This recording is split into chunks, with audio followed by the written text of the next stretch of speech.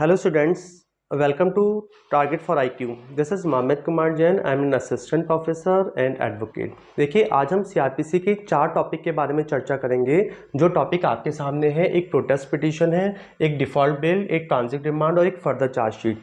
तो आज हम इन चारों कंसेप्ट को जानने की कोशिश करेंगे कि ये होते क्या है। तो चलिए हम पहले आज टॉपिक को लेकर चलेंगे, प्रोटेस्ट पिटीशन। देखिए समझिए प्रोटेस्ट पिटीशन होता क्या है कि जनरली एक कॉग्निजेबल ऑफेंस होता है और कॉग्निजेबल ऑफेंस होने के बाद जिसे हम संज्ञेय अपराध बोलते हैं, और कॉग्निजेबल ऑफेंस वो ऑफेंस होता है जो एक गंभीर प्रकृति का ऑफेंस माना जाता है। और जो कॉग्निजेबल ऑफेंस होते हैं उसमें जनरली क्या होता है, उसमें मैं बात करूंगा यहाँ पर कॉग्निजेबल ऑफेंस की। तो जो कॉग्निजेबल ऑफेंस होता है उसे हम क्या कहते हैं, संज्ञेय यानी कि गंभीर प्रकृति का अपराध। और जनरली जो कॉग्निजेबल ऑफेंसेस होते हैं उसमें एफआईआर लॉज होती है। क्या होता है उसमें, एफआईआर लॉज होती है, जो under section 154 CrPC. FIR lodge होने के बाद उसके बाद जो नेक्स्ट स्टेप होता है वो होता है इन्वेस्टिगेशन का। किसका होता है, अन्वेषण का या विवेचना का। और जो इन्वेस्टिगेशन का पूरा प्रोसीजर बता रखा है वो बताया हुआ है सेक्शन 157 टू सेक्शन 176। यानी कि जब एफआईआर लॉज होती है तो जो officer incharge of concern police station होते हैं या जो इन्वेस्टिगेशन ऑफिसर होते हैं वो उस मामले में इन्वेस्टिगेशन करते हैं। और चूंकि ये कॉग्निजेबल ऑफेंस है तो यहाँ पर पुलिस ऑफिसर को विदाउट मजिस्ट्रेट ऑर्डर और विदाउट वारंट इन्वेस्टिगेशन का भी राइट होता है और अरेस्ट करने का भी राइट होता है। लेकिन जब इन्वेस्टिगेशन कंप्लीट होती है तो उसका कोई ना कोई कंक्लूजन तो होगा, उसका कोई ना कोई निष्कर्ष तो निकलेगा। और सीआरपीसी में हम उसे बोलते हैं, क्या बोलते हैं, उसे बोलते हैं पुलिस रिपोर्ट। हम देखिए पुलिस रिपोर्ट, वैसे तो इसकी डेफिनेशन दे रखी है सेक्शन 2R में, सेक्शन 2R में इसकी डेफिनेशन दी हुई है। लेकिन समझते हैं जो पुलिस रिपोर्ट है यानी कि जो इन्वेस्टिगेशन का कंक्लूजन है उसे हमने किससे जाना, पुलिस रिपोर्ट।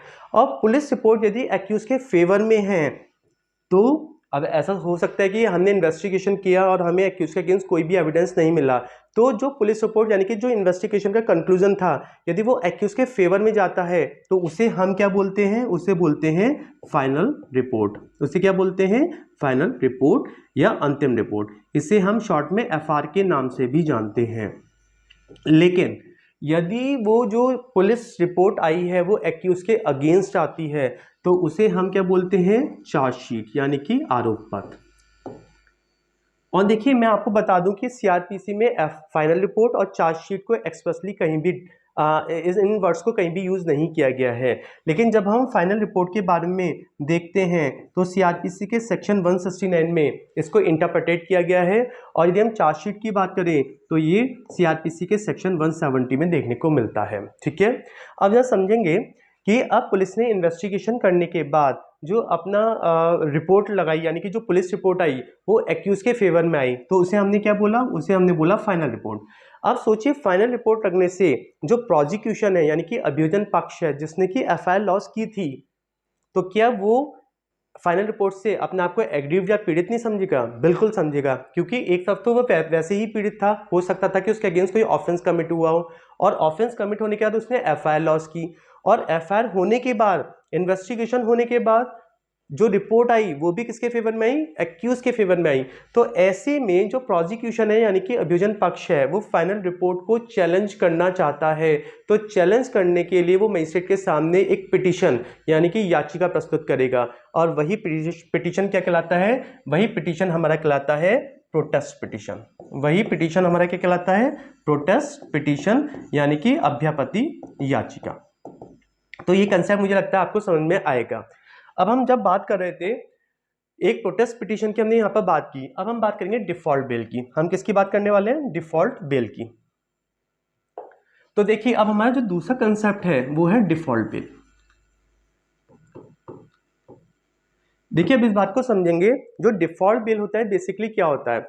देखिए सीआरपीसी में जो इन्वेस्टिगेशन ऑफिसर है यानी कि जो पुलिस ऑफिसर होते हैं उनको हमने इन्वेस्टिगेशन करने के लिए एक प्रॉपर टाइम दिया है। लेकिन यदि किसी वजह से जो इन्वेस्टिगेशन ऑफिसर है वो अन्वेषण या विवेचना करने में बहुत ज़्यादा डिले कर देते हैं तो ऐसे में यदि एक्यूज ऑलरेडी कस्टडी में है तो क्या वो तब तक कस्टडी में ही रहे? तो ऐसा नहीं है। मैं जरा इसका पहले आपको रेफरेंस दूं, फिर मैं आपको बताऊंगा डिफॉल्ट बेल के बारे में पूरी बात। देखिए, जब हम सेक्शन 167 की बात करते हैं, स्पेशली 167 क्लॉज 2 की बात करते हैं, तो यहाँ पर हमने ये देखा है कि किसी भी एक्यूज को हम कितने दिन तक कस्टडी में रख सकते हैं, यानी कि अभिरक्षा में रख सकते हैं। तो देखिए, पहले जब हम बात करते हैं कस्टडी की, तो ये कस्टडी यानी कि अभिरक्षा ये दो तरीके की होती है। एक तो होती है पुलिस कस्टडी, कौन सी? पुलिस कस्टडी या पुलिस अभिरक्षा। और एक कस्टडी होती है हमारी जुडिशियल कस्टडी, कौन सी? न्यायिक अभिरक्षा, जुडिशियल कस्टडी।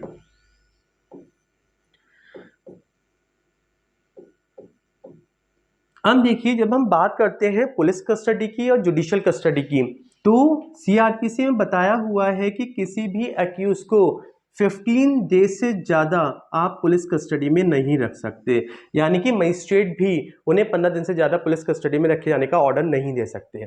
और 15 दिन के बाद भी यदि इन्वेस्टिगेशन पूरा नहीं होता है, तो ऐसे में जो मजिस्ट्रेट है वो अब पुलिस कस्टडी में तक उसको रख नहीं सकते हैं, तो वो कस्टडी कहाँ पर रखा जा सकता है? वो रखा जा सकता है जुडिशियल कस्टडी। लेकिन कोई जुडिशियल कस्टडी भी सीआरपीसी के, यदि हम सेक्शन 167 क्लॉज 2 की बात करें, तो उसमें बताया है कि जो जुडिशियल कस्टडी होती है वो मैक्सिमम कितने दिन की हो सकती है? 90 डेज की। कितने दिन की हो सकती है? 90 डेज की। यानी कि यदि हम पहले पुलिस कस्टडी की बात करें, आपने एक्यूज को अरेस्ट कर लिया है, पुलिस ने अरेस्ट कर लिया है एक्यूज को, लेकिन यदि अभी 15 दिन के अंदर हमारा इन्वेस्टिगेशन पूरा नहीं होता है, तो ठीक है, 15 दिन तक तो आप उन्हें पुलिस कस्टडी में रखिए, लेकिन 15 दिन तक यदि इन्वेस्टिगेशन पूरा नहीं होता है, तो अब एक्यूज को हमें जुडिशियल कस्टडी में रखा जाना चाहिए। लेकिन यदि मैक्सिमम मैंने कितना बताया? 90 डेज। लेकिन यदि 90 डेज में भी हमारा इन्वेस्टिगेशन पूरा नहीं हो पाता, यानी कि जो कंसर्न पुलिस ऑफिसर या आईओ हैं वो इन्वेस्टिगेशन नहीं कर पा रहे हैं, तो ऐसे में अब एक्यूज जिसे ऑलरेडी कस्टडी में रखा हुआ है, वो ऑलरेडी डिटेन्ड या अरेस्टेड है, उनका क्या करें? तो ऐसे में ये डिफॉल्ट हुआ, यानी कि पुलिस को 90 डेज के अंदर वो इन्वेस्टिगेशन कर लेनी चाहिए थी, लेकिन आपने 90 डेज के अंदर वो इन्वेस्टिगेशन नहीं किया है, तो अब क्या करें? अब जो इन्वेस्टिगेशन ऑफिसर थे उनकी तरफ से ये डिफॉल्ट हुआ कि उन्होंने रीजनेबल टाइम के अंदर इन्वेस्टिगेशन पूरा नहीं किया। ऐसे में जो एक्यूज है, जिसको अरेस्ट किया गया है, क्या अब यदि वो बेल के लिए जाता है, वो जमानत लेना चाहता है, तो क्या अब जो बेल है वो उसका राइट होगा? तो यस, 167 क्लॉज 2 में यही बात बताई हुई है कि यदि investigation officer with in time अपना इन्वेस्टिगेशन पूरा नहीं कर पाते, यानी कि मैक्सिमम 90 डेज है, तो उस टाइम में आपने इन्वेस्टिगेशन पूरा नहीं किया और अब एक्यूज बेल चाहता है, तो अब बेल उसका राइट होगा। और यही कंसेप्ट हमारा कहलाता है डिफॉल्ट बेल का। यही कंसेप्ट हमारा कहलाता है डिफॉल्ट बेल का। अब हम बात करेंगे अपने तीसरे टॉपिक की, जो कहलाता है ट्रांजिट रिमांड। कौन सा टॉपिक कहला रहा है? यहाँ पर हम लेके आ रहे हैं ट्रांजिट रिमांड, और इसे हम जानते हैं अभिवहन रिमांड के नाम से भी, अभिवहन रिमांड।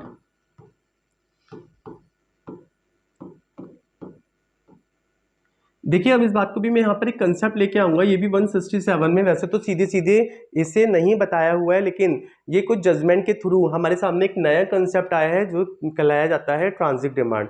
देखिए, कभी कभी ऐसा होता है कि एक एक्यूज्ड, उसने ऑफेंस किसी एक प्लेस में किया, सपोज उसने यूपी में एक ऑफेंस किया, और ऑफेंस करने के बाद वो किसी और स्टेट में भाग गया, यानी कि चलिए हम मान लेते हैं कि वो मध्य प्रदेश चला गया, और मध्य प्रदेश की पुलिस ने उसे अरेस्ट कर लिया है। अब देखिए, आप ये सोचिए कि चूंकि उसने जो ऑफेंस किया था वो यूपी में किया था, और उस ऑफेंस के लिए उसके अगेंस्ट जो इंक्वायरी या ट्रायल होगा वो कहाँ चलेगा? वो यूपी में ही तो चलेगा। लेकिन अब उसने ऑफेंस कहाँ किया? यूपी में किया। ऑफेंस करने के बाद वो कहाँ भाग गया? मध्य प्रदेश में। और जो मध्य प्रदेश की पुलिस थी, उस पुलिस ने, मध्य प्रदेश की पुलिस ने उसको कर दिया अरेस्ट, यानी कि अरेस्ट वो उससे कहाँ किया गया? मध्य प्रदेश में किया गया, तो उसे क्या किया गया वहां पर? अरेस्ट। अब अरेस्ट करने के बाद, चूंकि ये बात आप सबको पता होगी कि यदि कोई पुलिस किसी एक्यूज को विद और विदाउट वारंट अरेस्ट करती है, तो 24 आवर्स तक आपको इन्वेस्टिगेशन या इंट्रोगेशन पूरा कर लेना चाहिए। और यदि 24 आवर्स तक आपका इंट्रोगेशन या इन्वेस्टिगेशन पूरा नहीं होता है, तो आपको नियरेस्ट मजिस्ट्रेट के पास जो जुडिशियल मजिस्ट्रेट होंगे उनके पास रिमांड के लिए ऐसे एक्यूज को या तो प्रेजेंट करना होगा या ऐसे एक्यूज को रिलीज करना होगा। अब क्या हुआ, वहां की पुलिस ने अरेस्ट कर लिया। अरेस्ट करने के बाद वो उसे ले गए जुडिशियल मजिस्ट्रेट के पास। अब जुडिशियल मजिस्ट्रेट ने देखा कि वो ऑफेंस तो उत्तर प्रदेश में हुआ है, तो ऐसे मजिस्ट्रेट क्या करेंगे, उन एक्यूज के अगेंस्ट अरेस्ट वारंट इशू करेंगे और पुलिस को डायरेक्ट करेंगे कि आप ऐसे एक्यूज को अरेस्ट, क्योंकि अरेस्ट वारंट इशू हो चुका है, अरेस्टिंग का ऑर्डर एक्यूज के अगेंस्ट मजिस्ट्रेट ने दे दिया है। अब ऐसे मजिस्ट्रेट पुलिस को ये डायरेक्शन दे रहे हैं कि अब आप जाइए और ऐसे एक्यूज को उस जगह ले जाइए जहां पर उसने ऑफेंस कमिट किया है। क्यों? क्योंकि वहां की जो कोर्ट है वो उस केस में, उस ऑफेंस के अगेंस्ट उसके खिलाफ इंक्वायरी और ट्रायल कर सके। तो ये रिमांड हमारा कौन सा कहलाता है? ये रिमांड ही हमारा कहलाता है ट्रांजिट रिमांड या अभिवहन रिमांड। और जो आज हमारा चौथा और लास्ट जो कंसेप्ट है सीआरपीसी का, वो है फर्दर चार्जशीट। वो है फर्दर चार्जशीट।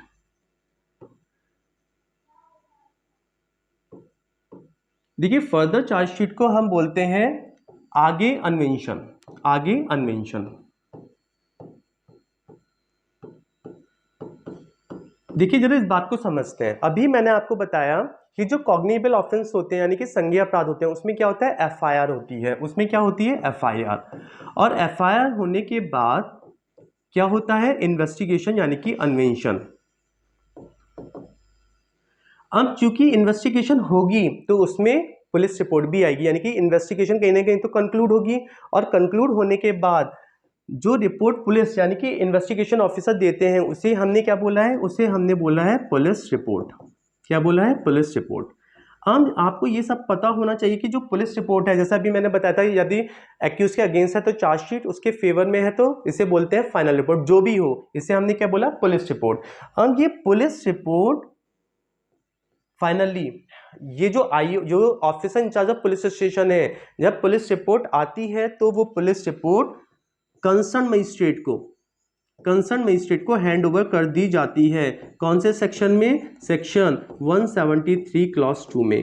यानी कि जब इन्वेस्टिगेशन कंप्लीट होता है तो वो पुलिस रिपोर्ट किसको हैंड ओवर की जाती है, किसको सबमिट की जाती है, मजिस्ट्रेट को। और कौन से मजिस्ट्रेट को की जाती है, जो सेक्शन 190 क्लॉज 1 में कॉग्निजेंस लेने के लिए ऑथोराइज्ड हो, यानी कि वो जुडिशियल मजिस्ट्रेट फर्स्ट क्लास हो या जुडिशियल मजिस्ट्रेट सेकंड क्लास हो।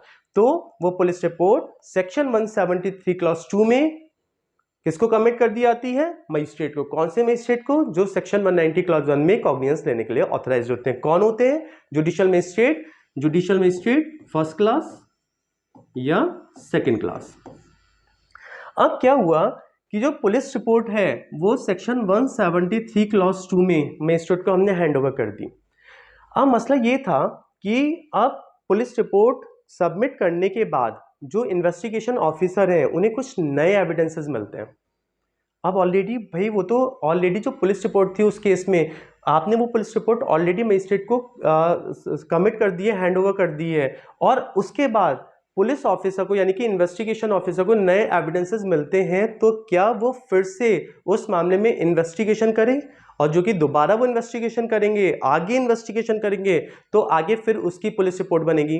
तो क्या ऐसे पुलिस ऑफिसर को एक बार जब आपने पुलिस रिपोर्ट सबमिट कर दी है तो क्या विदाउट मजिस्ट्रेट ऑर्डर आपको दोबारा उस मामले में इन्वेस्टिगेशन करने का राइट होता है? और यदि आपको दोबारा जब आप इन्वेस्टिगेशन कर रहे हैं और एक्यूज के अगेंस्ट आपको एविडेंसेस मिलते हैं, तो अब तो चार्जशीट लगेगी ना, वो भले ही पुलिस रिपोर्ट ही बोला जाता है, लेकिन अब एक्यूज के अगेंस्ट आप रिपोर्ट लगा रहे हो तो ये चार्जशीट होगी ना।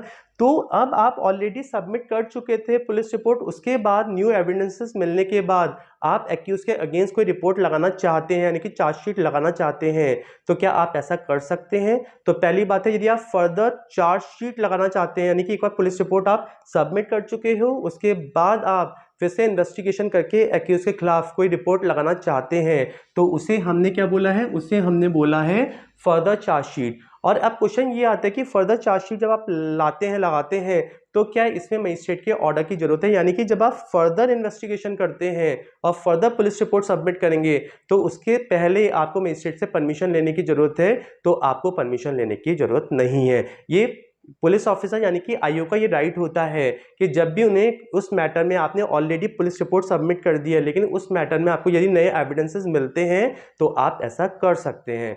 तो आज के लिए मुझे लगता है कि आपको ये चारों जो हमारा लेक्चर है वो आपके लिए बेनिफिशियल होगा और शायद आपको इन चारों कंसेप्ट को समझने में आपके लिए हेल्पफुल होगा। तो आज का जो टॉपिक हमारा रहेगा वो यहीं तक रहेगा। Thank you so much.